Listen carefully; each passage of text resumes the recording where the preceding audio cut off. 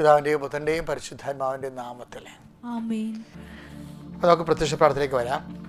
അമ്മേ, പരിശുദ്ധ അമ്മേ, അമ്മേ പരിശുദ്ധ അമ്മേ, ദേവമാതാവേ, ദൈവമാതാവേ, അന്ന് അങ്ങ് കൃപാസനത്തിൽ പ്രത്യക്ഷപ്പെട്ട് വരാൻ പോകുന്ന മഹാദുരന്തത്തിൽ നിന്ന് രക്ഷപ്പെടാനും എല്ലാവർക്കും വേണ്ടി പ്രാർത്ഥിക്കുവാനും ആവശ്യപ്പെട്ടിട്ട് 20 വർഷം തികയുന്ന ഈ വേളയിൽ കൃപാസനത്തിലൂടെ ഞങ്ങൾക്കും ഈ ദേശത്തിനും അമ്മ മാധ്യസ്ഥം തേടി തന്ന എല്ലാ അനുഗ്രഹങ്ങൾക്കും കൃപകൾക്കും ഞങ്ങളിപ്പോൾ ഹൃദയം നിറഞ്ഞ നന്ദി പറയുന്നു.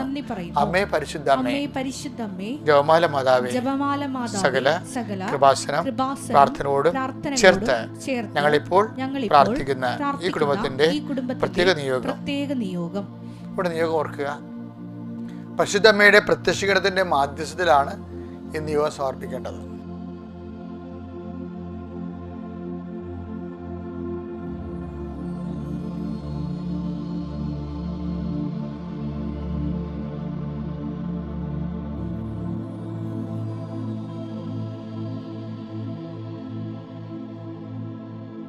അമ്മയുടെ പ്രത്യക്ഷീകരണത്തിന്റെ ഈ ദ്വാദശ വേളയിൽ ഞങ്ങൾക്ക് സാധിച്ചു തരുവാൻ ആമേൻ.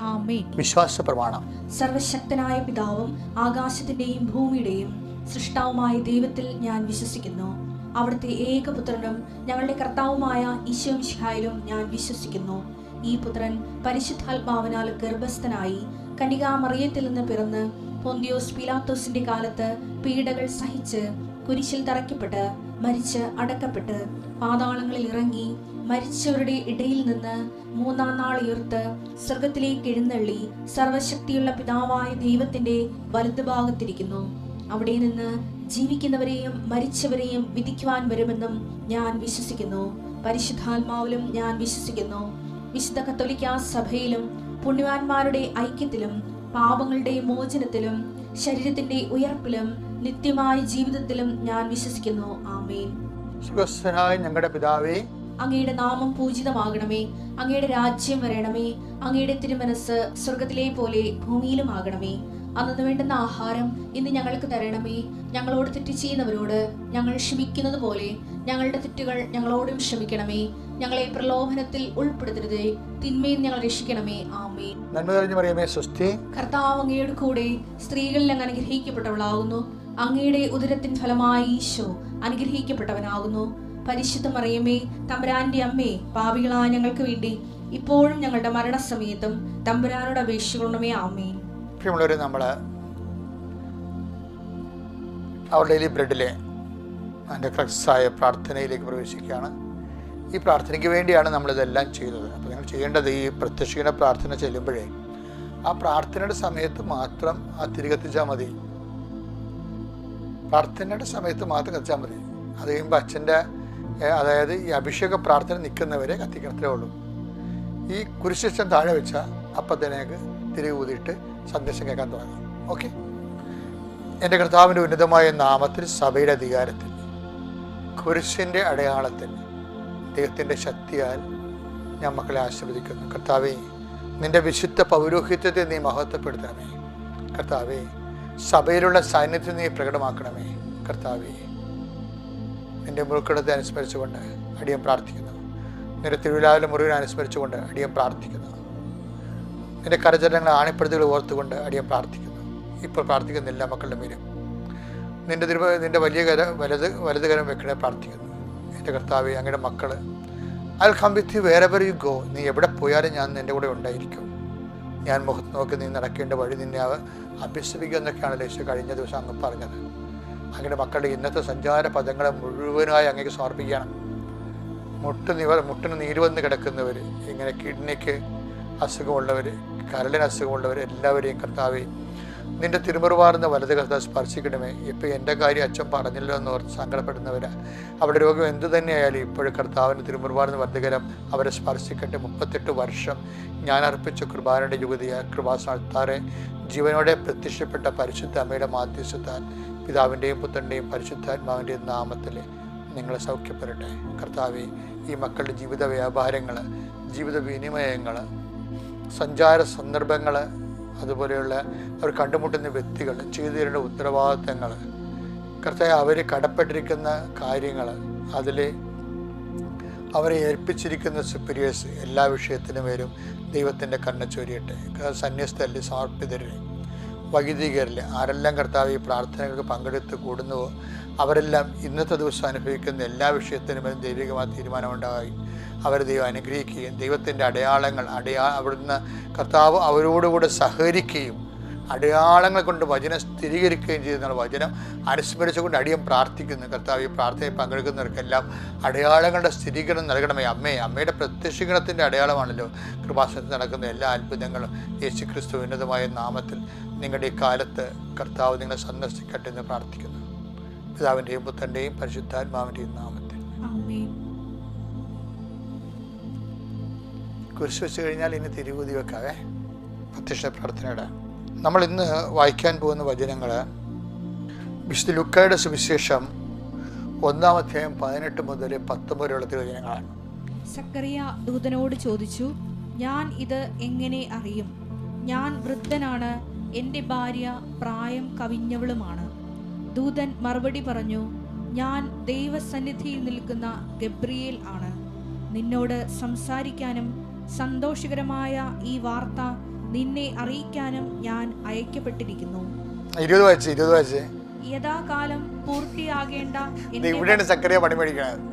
എന്താ പ്രശ്നം വെച്ചാല് സക്കറിയയുടെ എന്താ ദൂതൻ പറഞ്ഞത്? ദൂതൻ മറുപടി പറഞ്ഞു, ഞാൻ ദൈവസന്നിധിയിൽ നിൽക്കുന്ന ഗബ്രിയേലാണ്. അല്ല, സക്കറിയയുടെ ദൈവം എന്താ പറഞ്ഞത്? അതായത് നിന്റെ പ്രാർത്ഥന കേട്ടിരിക്കുന്നു. ദൂതൻ അവനോട് പറഞ്ഞു, സക്കറിയ ഭയപ്പെടേണ്ട, നിന്റെ പ്രാർത്ഥന കേട്ടിരിക്കുന്നു. നിന്റെ ഭാര്യ എലിസബത്തിൽ നിനക്ക് ഒരു പുത്രൻ ജനിക്കും. നീ അവന് യോഹന്നാൻ എന്ന് പേരിടണം. ലൂക്കാ 1:13. ലൂക്കാ 1:13 ഈ മംഗളവാർത്ത, സക്കറിയായുടെ മംഗളവാർത്ത നടക്കുന്നത്. പക്ഷെ സക്കറിയായുടെ വിശ്വാസം ഈ ദൈവത്തിന്റെ വാഗ്ദാനം സ്വീകരിക്കാൻ വേണ്ടി പോകുന്നതല്ല.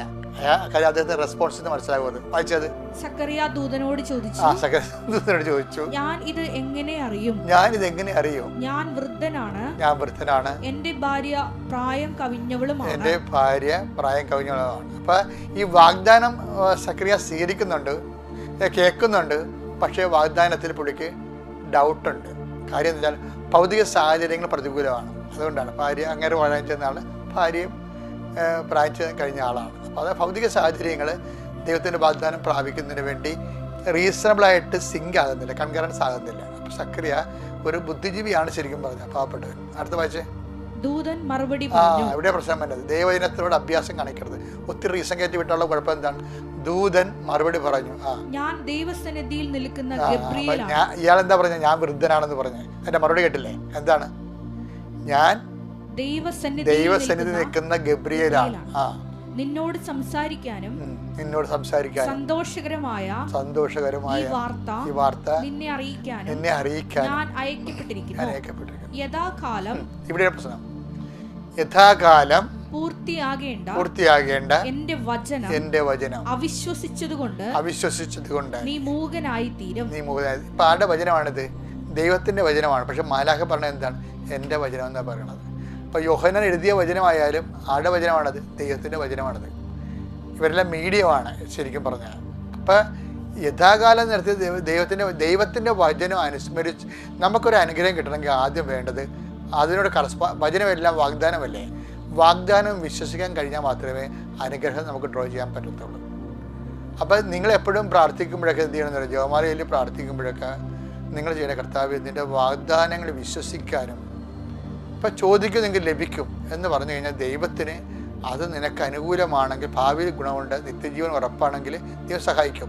അതറിയണമെങ്കിലേ ഈ സക്കറിയയോട് പറഞ്ഞ അതേ കാര്യങ്ങൾ തന്നെയാണ് ഈ മറിയത്തോടും പറയണത്. അമ്മയോട് പറയണത് എന്താണ്? നിങ്ങൾ അതെടുത്തേ. അതായത് ലൂക്ക 1:34. മറിയം ദൂതനോട് പറഞ്ഞു, ഇതെങ്ങനെ സംഭവിക്കും? ഞാൻ പുരുഷനെ അറിയുന്നില്ലല്ലോ. അപ്പൊ ഈ സക്കറിയായും പറഞ്ഞത് അത് തന്നെയാണ്. ഞാൻ ഇതെങ്ങനെ സംഭവിക്കും? എൻ്റെ ഭാര്യ വയോവൃദ്ധയാണ്, ഞാനും പ്രായം കവിഞ്ഞ ആളാണെന്ന് പറഞ്ഞു. അമ്മയും അത് തന്നെ പറഞ്ഞിരിക്കുന്നത്, ഇതെങ്ങനെ സംഭവിക്കും? ഞാൻ പുരുഷനെ അറിയുന്നില്ലല്ലോ. അപ്പൊ അവിടുത്തെ വിഷയം, പക്ഷേ ദൈവം എന്ത് ചെയ്യാണ്, മറിയത്തിൻ്റെ വിശ്വാസം ദൈവം കറക്റ്റ് ഇത് എക്സ്പ്ലെയിൻ ചെയ്തു, സക്കറിയയോട് എക്സ്പ്ലെയിൻ ചെയ്ത പോലെ മറിയത്തിനോട് എക്സ്പ്ലെയിൻ ചെയ്യും. എന്താണ്? പരിശുദ്ധാത്മാവ് നിൻ്റെ മേൽ വരും എന്നാണ് പറയണത്. എന്താണ്? അതിൻ്റെ ശക്തി നിന്നെ പ്രവർത്തിക്കുമെന്ന് പറയുമ്പോൾ മറിയം എന്താ സക്കറിയനെ പോലെ മിണ്ടായിരിക്കല്ലേ ചെയ്യണത്. മറിയം എടുത്തുചാടി മറുപടി ഉടനെ പറയും. എന്താണ്? ഇതാ കർത്താവിൻ്റെ ദാസി. ഇത് അയാൾ അങ്ങേര് പറയേണ്ടതായിരുന്നു സക്കറിയ. അയ്യോ സോറി തെറ്റിപ്പോയി, ഇതാ കർത്താവിൻ്റെ ദാസൻ എന്ന് പറയേണ്ടതായിരുന്നു. പക്ഷെ അത് പറഞ്ഞില്ല. പക്ഷെ അമ്മ പറഞ്ഞു, ഇതാ കർത്താവിൻ്റെ ദാസി. എന്തൊരു വർത്തമാനമാണ്! അങ്ങേ വചനം പോലെ എന്നിൽ നിറവേറട്ടെ. ഈ ഒരൊറ്റ വാക്കിലാണ് മറിയത്തിൻ്റെ ഫെയ്ത്ത് ഞാൻ പറഞ്ഞ പോലെ 3 ഫേസ് ആണെന്ന് പറയുന്നത്. സക്രിയക്കും ഫെയ്ത്ത് ഇല്ലെന്നല്ല, അങ്ങനെ ഇതിലേക്ക് അങ്ങനെ പുരോഹിതനാകത്തില്ലല്ല, ഇല്ലെങ്കിൽ ഹോളീസിൽ അങ്ങ് കയറി ശുശ്രൂഷ ചെയ്യത്തില്ലല്ല. അപ്പോൾ അത് ഫെയ്ത്ത് ഉണ്ട്, പക്ഷെ ഹെവി ഡ്യൂട്ടി ചെയ്യാൻ അത് പുള്ളി ചെയ്യത്തില്ല. അതാണ് പ്രശ്നം. അപ്പം എന്താണ് എങ്ങനെ ചെയ്യണമെന്ന് വെച്ച് കഴിഞ്ഞാൽ അത് എലിസബത്ത് അതിനെക്കുറിച്ച് പറയുന്നുണ്ട്. എലിസബത്ത് എന്താ പറയണത്? 1:45 വായിച്ചേ. ലൂക്ക 1:45. കർത്താവ് അരുളി ചെയ്ത കാര്യങ്ങൾ, അതാണ് സംഭവം. കണ്ടോ, ഇതാണ് കർത്താവ് അരുളി ചെയ്ത കാര്യങ്ങൾ നിറവേറുമെന്ന് വിശ്വസിച്ചവൾ ഭാഗ്യവതി. അപ്പം അതിൻ്റെ മുന്നും പിന്നും നോക്കിയില്ല, അവിടെ റീസൺ ഉപയോഗിച്ചില്ല. വിശ്വാസത്തിലേക്ക് പറയുമ്പോൾ ഒന്ന് ചിന്തിച്ച് പറഞ്ഞു കഴിഞ്ഞാൽ പണി പിടിക്കും. പെട്ടെന്നാണ് മറിയം പറയണത്, behold the hand made of the Lord. ഇനി കല്ലറിയട്ടെ, ആൾക്കാർ കൊല്ലണ്ടിരിക്കുന്ന പ്രശ്നമില്ല, ഞാൻ ദൈവത്തിൻ്റെ വചനം നിറവേറ്റും എന്ന് പറയുമ്പോൾ ഇവരുടെ ഈടുവെപ്പ് വല്ലാത്തൊരു ഈടുവെപ്പാവും. അതുകൊണ്ട് തന്നെ മക്കളെ, ഹെവി ഡ്യൂട്ടി നമുക്ക് മനസ്സിലാകാത്ത ചില കാര്യങ്ങൾ ജീവിതത്തിൽ വരുമ്പോൾ ആൾക്കാരിങ്ങനെ പല ദൈവത്തെ അറിയാത്തവർ എന്തെല്ലാം തോന്നിയ പറയും. നമുക്ക് ആന്തരികമായ പരിശുദ്ധ നൽകിയ ബോധ്യം ഈ കൃപാസനം തുടങ്ങിയപ്പോൾ എന്തെല്ലാം പ്രശ്നങ്ങളാണ് ഇവിടെ ഉണ്ടായത്. ഞാൻ 37, ഞാൻ കുഞ്ഞച്ചനാണെന്ന് 92 അച്ഛനായിട്ട് 4-5 കൊല്ലമായി. ഇപ്പോൾ കൃപാസനമെന്ന് അമ്മ പറഞ്ഞപ്പോൾ എനിക്ക് അതിൻ്റെ അകത്ത് ഉടമ്പടി ഉണ്ട്, വാഗ്ദാന പേടകമുണ്ടോ ഒന്നും അറിയത്തില്ല. അതിനെത്രയോ വർഷം കഴിഞ്ഞ് അതൊക്കെ വെളിപ്പെടുത്തിയത്. പക്ഷേ അതിന് ശേഷം ഞാനത് ഒരു ലീപ്പ് ചെയ്യാനാണ്. ഉടുപ്പും മാറ്റി ഉടനെ കളറൊക്കെ മാറ്റി എനിക്ക് മനസ്സിലായി മിഷണറി ആയിട്ടാണ് കർത്താവിനെ അഭിഷേകം ചെയ്തത്. രൂപതയെ ജീവിക്കുന്ന മിഷണറി, അതാണ് കർത്താവ് ഉദ്ദേശിച്ചത്. അപ്പം ആദ്യത്തെ ഒരു വിളി വന്നപ്പോൾ ഞാൻ റെസ്പോണ്ട് ചെയ്ത് കുറച്ച് പ്രശ്നങ്ങളുണ്ടായി. നമ്മൾ ദൈവത്തിൻ്റെ നാമത്തിൽ അത് ഏറ്റെടുത്ത് ഞാൻ പറയണത് അങ്ങനെയാണ് വിശ്വാസം 3 ഫേസിലേക്ക് വരണത്. അപ്പം നിങ്ങൾ ഓർക്കുക, ഒരു ഹെവി ഡ്യൂട്ടിയൊക്കെ തന്നു കഴിഞ്ഞാൽ അതിൻ്റെ അർത്ഥം വിശ്വാസം 3 ഫേസ് ആകാനാണ് ദൈവം ഉദ്ദേശിക്കണമെന്ന് വിചാരിച്ചോ. അപ്പം നീ ഇപ്പോൾ പ്രഗ്നൻ്റാണ്, നിൻ്റെ കുഞ്ഞ് മരിച്ചു, വീണ്ടും പ്രഗ്നൻ്റായി, പിന്നെയും കുഞ്ഞ് മരിച്ചു, അപ്പോൾ ഹെവി ഡ്യൂട്ടി ആയില്ലേ. അപ്പോൾ ഇനി കൊല്ലാൻ വേണ്ടിയാണ് ഇനി കുഞ്ഞിനെ ജനിപ്പിക്കണേ, ആവശ്യമില്ലാത്ത പണിയാണ്, നിർത്തിയേക്കാന്നൊക്കെ നമ്മൾ വിചാരിക്കും. പക്ഷേ നിങ്ങൾ വീണ്ടും ദൈവത്തിൽ ആശ്രയിക്കുകയാണെന്നുണ്ടെങ്കിൽ ഇതുപോലെയാണ് ഓരോ കച്ചവടം പരാജയപ്പെട്ടു. അപ്പോൾ നിങ്ങൾ ഓർത്തോ ഇനി ഇത് പോയിട്ട് കാര്യമില്ലെന്ന് പറയും. അല്ലെങ്കിൽ ഒരു പരീക്ഷ പരാജയപ്പെട്ടു, ഇനി എഴുതണ്ടെന്ന് പറയും. പക്ഷേ അത് നീ വീണ്ടും ദൈവത്തിൽ ആശ്രയിച്ചിട്ട് നീ സാക്ഷിയാണ് കേട്ടില്ലേ കൃപാസനത്തിലെ. ഞാൻ അവസാനിപ്പിക്കുകയാണ്. നിങ്ങൾ ഇതിൻ്റെ സത്ത് എടുത്തിട്ട് നിങ്ങൾ അതിജീവിച്ച് മുന്നേറണം. ദൈവം നിങ്ങൾ അനുഗ്രഹിക്കട്ടെ.